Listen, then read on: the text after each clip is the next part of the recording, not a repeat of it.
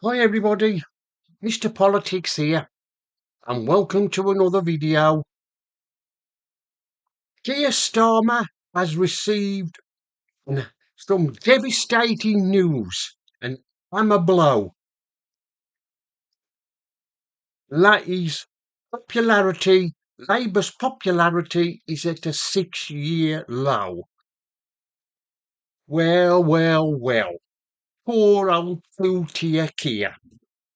I bet because he's on holiday at the moment, isn't he? I bet when he was told this, he must have thought, well, why doesn't his whole world must be crumbling around him to think that Labour are at their lowest ebb for 6 years. And it's all down to him. It's all down to Starmer. Mr. Unpopular. He hasn't done a thing, has he, since he became Prime Minister? Can anybody name anything good that he's done since he became Prime Minister and Labour came to government? No, nobody can. I can't.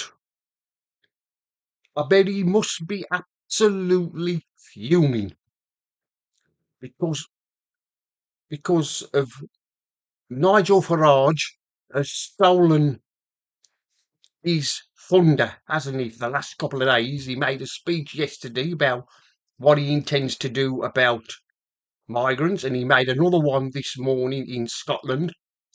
Starmer must be tearing his hair out. I mean,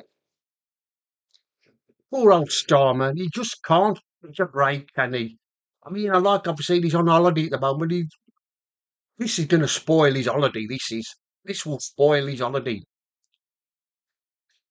It'll spoil his holiday. Let's, like I've just said, what has Starmer done since he's became Prime Minister? Well, nothing.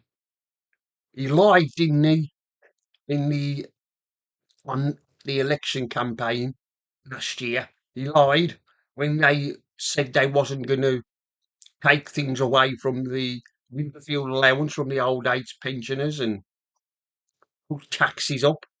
He lied. All he did it was just a lie to get elected. Just to get elected. And look what's happened. He's dividing the country, and you've got people demonstrating outside hotels where migrants are staying. That's another headache for him. Poor old Starmer.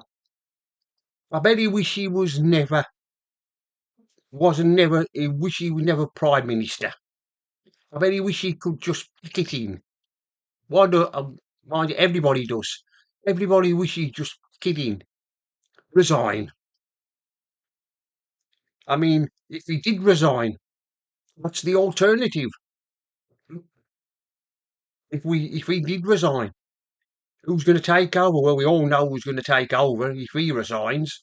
Rayner, and she'll be even worse than Starmer. Poor old Starmer. His days are numbered. His days are numbered now. The clock is ticking for when he departs number 10, and it shouldn't be won't be for much longer. I mean, I don't know how much lower the poll ratings for Labour can go, how much lower they can go. I mean, they really are on a cliff edge, and this is all because Starmer is not getting a grip on the migrants keep coming into the country. That's one of the reasons why he's not popular. He's just not getting a grip on it. Mind you, come to think of it, other prime ministers we've had, Sunak, Johnson, they didn't get a grip on migration, did they? Stopping the boats. I mean, you had Sunak saying we was going to stop the boats, and that didn't work out, did it? And now we've got Starmer saying that he's going to smash the gangs. He hasn't smashed anything yet, has he? Poor old Starmer. he's not cut out to be Prime Minister, is he? He's not Prime Minister material. He's he's Mr. Useless. How much longer he can carry on for, nobody knows. But I shouldn't think it'll be much longer before he decides to say that he's had enough and he leaves, he resigns. Because the way things are going, he's going to have to. I mean, like I've said, going back to Nigel Farage, he made his announcement yesterday what reform we're going to do to stop migrants from coming into the country. And of course, now Labour are beginning to panic. They've gone into panic mode.